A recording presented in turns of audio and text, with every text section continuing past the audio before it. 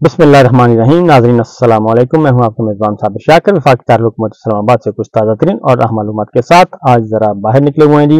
एक फैमिली में शादी थी और उस शादी की तकरीब के सिलसिले में शहर से ज़रा बाहर आना हुआ है, इसलिए गाड़ी में बैठकर आपसे मुखातिब हैं। खबरें चूँकि आप तक पहुँचाना ज़रूरी होता है।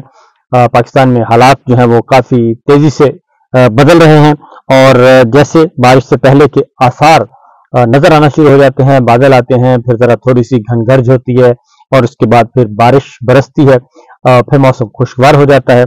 इसी तरीके से पाकिस्तान के हालात वाक़यात और सियासी मौसम जो है उसमें भी कुछ तब्दीलियां रूनुमा हो रही हैं और आहिस्ता आहिस्ता लग रहा है कि कुछ एहसास हर जगह पे हो चुका है पैदा। मैंने आपको 2-3 दिन पहले बताया था कि कुछ बड़े बुजुर्गों का और बड़े बड़े नामवर लोगों का एक बैठक हुई थी और उस बैठक में पाकिस्तान के हालात वाक़यात का जायजा लिया गया था और जिसके बाद फिर कुछ कोशिश की गई कि इस जो डेडलॉक है इसको ख़त्म किया जाए और ये जो जिद और अना की लड़ाई है इसको भी ज़रा ख़त्म किया जाए और पाकिस्तान फर्स्ट का नारा लगाया जाए और पाकिस्तान को मज़ीद नुकसान से बचाया जाए। तो उसकी पॉजिटिव रिस्पॉन्स और पॉजिटिव रिजल्ट्स जो हैं वो आना शुरू हो गए हैं। गो कि अभी तक यूं समझें कि बिल्कुल, अगर आप ये समझें कि यकदम सूरत हाल तब्दील हो जाएगी तो यकदम सूरत हाल तब्दील नहीं होगी, क्योंकि जहां पे जिद हो, अनाद हो, अना हो और इंतकाम हो और फिर सबसे बढ़कर ये कि गलत फहमियां हों और गलत फहमियों को आगे मजीद उनको तकवीत पहुंचाने वाले आपके दाएं बाएं बैठे हों तो फिर जरा हालात खराब हो जाते हैं। इसलिए ये बर्फ पिघलेगी और बर्फ पिघलना शुरू हो जाएगी, बल्कि हो चुकी है। तो इसीलिए अब डेट्स आना शुरू हो गई हैं, तारीखें आना शुरू हो गई हैं कि ये सारे का सारा जाली निज़ाम कब जा रहा है। और जो मुस्लिम लीग नवाज और जाती उमरा से जो चीखें बुलंद हो रही हैं उनसे यही अंदाजा लगाया जा सकता है कि उनको भी इस बात का बहुत अच्छी तरह अंदाजा हो चुका है कि कम अज कम वो जो है वो पाकिस्तान की इस्टेब्लिशमेंट के लिए, पाकिस्तान की फौज के लिए, पाकिस्तान के इदारों के लिए एक बोझ बन चुके हैं और अब पाकिस्तान के इदारे, पाकिस्तान की आर्मी, पाकिस्तान की इस्टेब्लिशमेंट अब इस बोझ को उठा नहीं सकते। क्योंकि मैं आपके सामने कुछ चीजें रखता हूं, आपको अंदाजा हो जाएगा कि मामला कितने गंभीर हैं। प्राइवेट बिजली घर IPPs और बहुत ही इनका आजकल वावेला है, क्योंकि इमरान खान साहब ने एक बात की है, उसकी तफसील मैं आपको बताता हूं। उन्होंने कहा है कि अब ये एक और NRO मांग रहे हैं और NRO मांग कर ये राह फरार इख्तियार करना चाहते हैं। तो उन्होंने कहा कि ये तो नहीं हो सकता, अब इनको ना ही NRO मिलेगा और ना ही ये फरार हो सकेंगे। अब इनको हिसाब देना पड़ेगा और सिर्फ इनको नहीं बल्कि इनके साथ जितने भी इस्तेफादा करने वाले हैं, जितने भी फायदा उठाने वाले हैं, जो इनके सहूलतकार हैं, जो इनके फैसिलिटेटर हैं, जो इनको तहफ़्फ़ुज़ देते हैं और जो इनके साथ मिलकर खाते हैं, उन सबको, वो किसी भी तबके से हों, उनको हिसाब देना पड़ेगा। क्योंकि मैं आपके सामने कुछ चीजें रखना चाह रहा हूं, उसके बाद फिर इमरान खान साहब की गुफ्तगू को आगे बढ़ाऊंगा मैं। IPPs की अदायगियों की सालाना रिपोर्ट आई है और इसमें जो इंकशाफ हुआ है ये टैक्स फ्री अदायगियों का इंकशाफ हुआ है और ये अरबों रुपए मालियत है। इस वक्त बिजली के बिलों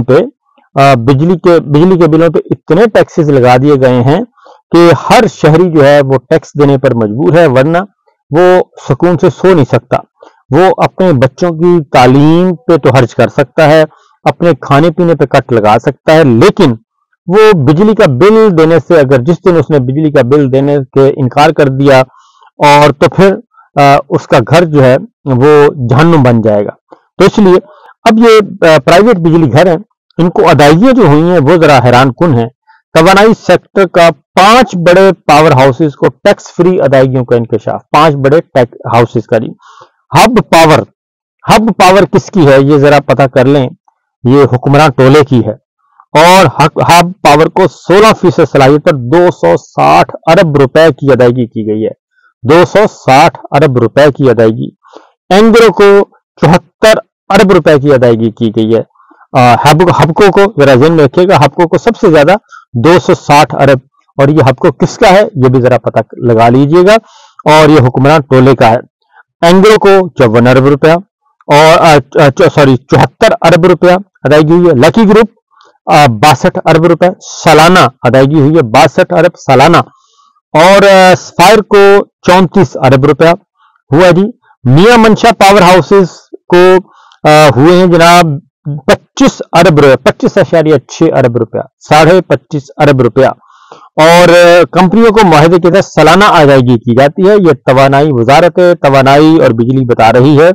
ये अभी सिर्फ और सिर्फ 5 बड़े पावर हाउसेस का मामला है, और अगर इसका दायरा वसी करते जाएंगे तो ये अरबों रुपया खरबों में हो जाएगा तब्दील, और ये खरबों रुपया टैक्स फ्री अदायगियां की जा रही हैं, इनसे कोई नहीं ले सकता।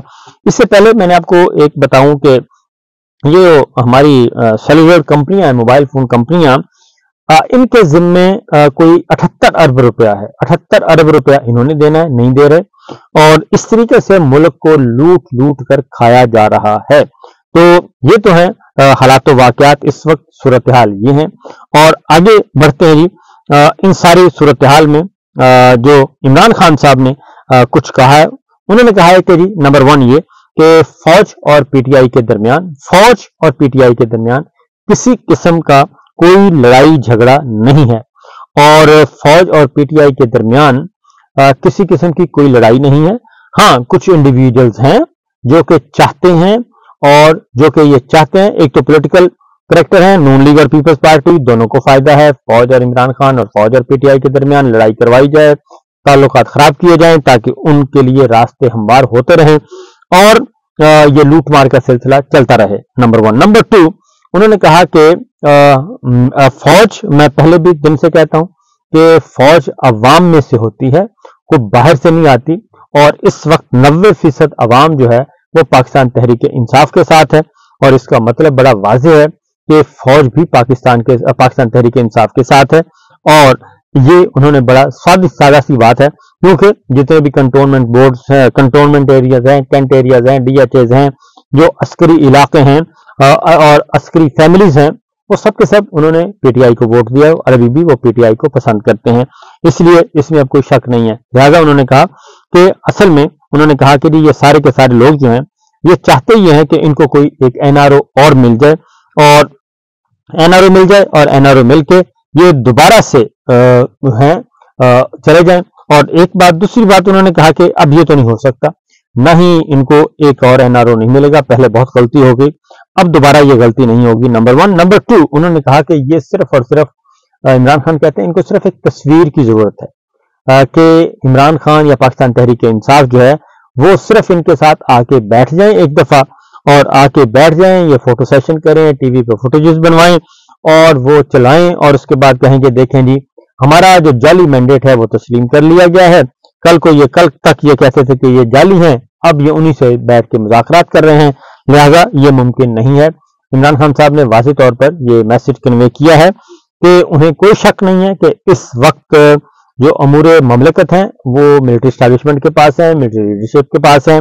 इसको आप एनआरओ, इसको आप मार्शल्ला कहें, इसको आप इमरजेंसी कहें, इसको आप हाइब्रिड प्लस कहें या मार्शल्ला प्लस कहें, जो भी कहें, तो इसलिए ये बात भी जो वो कहते हैं कि बातचीत होगी तो सिर्फ और सिर्फ फौज से होगी, मिलिट्री एस्टैब्लिशमेंट से होगी, तो उसमें वो बड़े क्लियरिटी के साथ वो ये कहते हैं।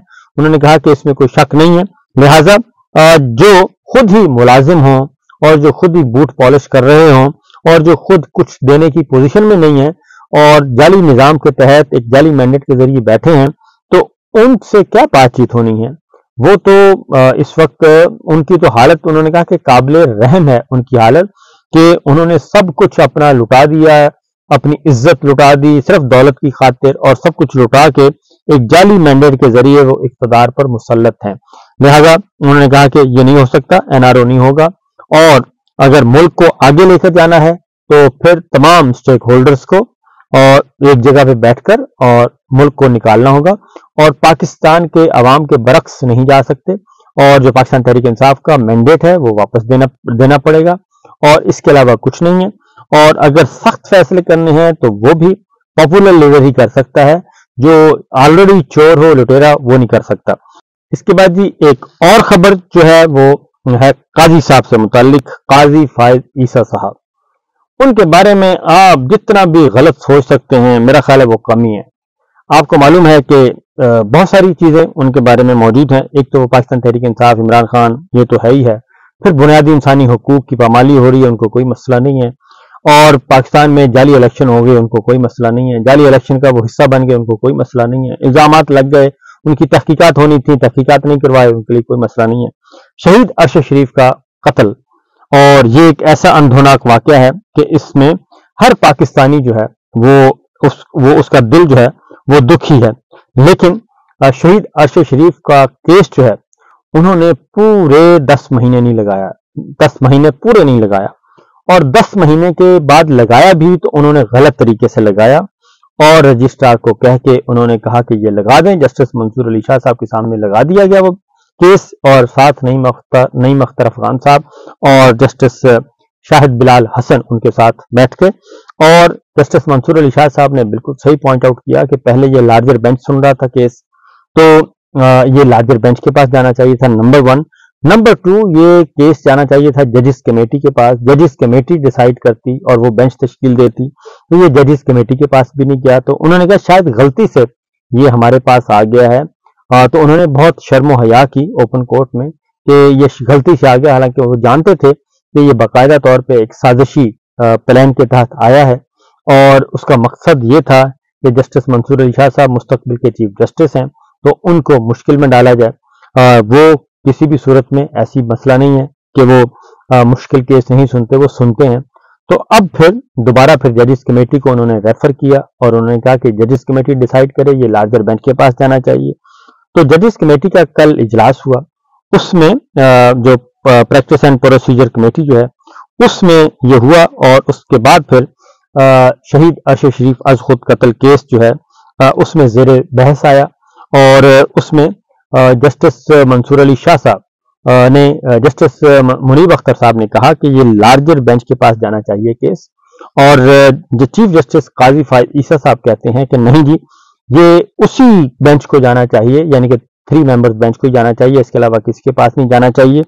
تو بہرحال وہ اس کے بعد بحث ہوئی، اور پھر جسٹس منصور علی شاہ صاحب اور جسٹس منیب اختر صاحب جو ہیں وہ انہوں نے اپنی رائے دے دی، اور قاضی فائز عیسیٰ صاحب کی رائے کو ہے مسترد کر دیا، اور اس طریقے سے پھر 5 رکنی بینچ تشکیل دے دیا گیا ہے جسٹس جمال خان مندوخیل صاحب کی سربراہی میں، کیونکہ جسٹس جمال خان مندوخیل پہلے بھی اس بینچ کا حصہ تھے، اور جسٹس حسن اظہر رضوی، جسٹس محمد علی مظہر صاحب بھی اس بینچ کا حصہ تھے، لہذا 2 آنریبل ججز وہی ہوں گے۔ 3 ریٹائر ہو چکے ہیں، 3 ریٹائرڈ ججز کی جگہ پہ جو شامل کیے گئے ہیں ان میں جسٹس عائشہ ملک صاحبہ ہیں، جسٹس حسن اظہر رضوی صاحب ہیں، اور جسٹس اطہر من اللہ صاحب جو ہیں ان کو یہ ریفر کیا گیا۔ 5 رکنی بینچ ہے، دوبارہ بتا دیتا ہوں۔ جسٹس جمال خان مندوخیل سربراہ ہوں گے، اور جسٹس محمد علی مظہر، جسٹس عائشہ ملک، جسٹس حسن اظہر رضوی اور جسٹس اطہر من اللہ صاحب ممبرز ہوں گے۔ تو یہ کیس اب یہ بینچ سنے گا، اور اب یہ چھٹیوں کے بعد، گرمیوں کی چھٹیوں کے بعد سپٹمبر میں یہ سنا جائے گا۔ نیا بینچ تشکیل ہو چکا ہے، تو امید کی جا رہی ہے کہ اب یہ کیس آہستہ آہستہ آگے بڑھے گا اور شہید ارشد شریف کے قاتلوں تک پہنچا جا سکے گا، کیونکہ معاملہ یہ ہے کہ قاضی صاحب، مجھے نہیں معلوم کہ قاضی صاحب کس مٹی سے بنے ہوئے ہیں اور کیا سوچ ہے ان کی، بس اللہ تعالیٰ سے دعا ہی ہے کہ اللہ تعالیٰ ان کو ہدایت دے، اور کہیں وہ جاتے جاتے کسی نہ کسی کو تو انصاف دے ہی جائیں تو زیادہ اچھا ہوگا، کیونکہ وہ ریٹائرمنٹ کی طرف جا رہے ہیں، اور ایکسٹینشن کے ان کے آخری دم تک وہ کوششیں کریں گے، لیکن جانے سے پہلے کافی گند ڈالنے کی کوشش بھی کریں گے وہ۔ تو بہرحال دیکھتے ہیں کہ کیا ہوتا ہے، اس وقت تک کے لیے اجازت دیجیے، اللہ حافظ۔